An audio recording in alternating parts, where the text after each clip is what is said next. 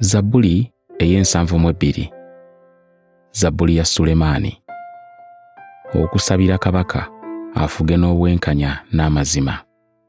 Ayi Katonda, owenga kabaka alamulenga emisango gyo mu mazima, era owenga obutuukirivu bwo omwana wa kabaka.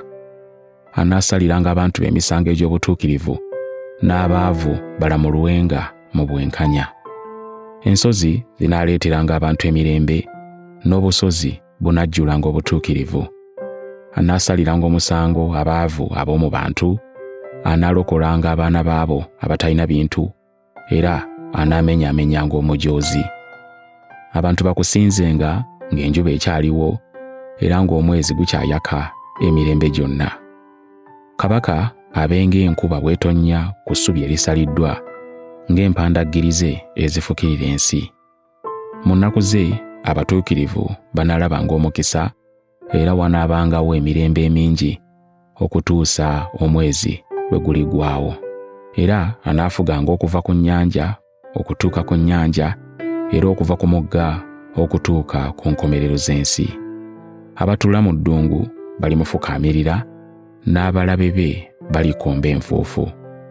Bakabaka b'e Talusiisi n'ab'oku bizinga banaaleetanga ebirabo. Bakabaka b'e Syeba n'ab'e Seeba banaawangayo ebitone. Weewaawo bakabaka bonna banaavuunamiranga mu maaso ge, amawanga gonna ganaamuweerezanga. Kubanga anaawunyanga omunafu bw'anaakaabanga, n'omwavu n'atalina buyambi.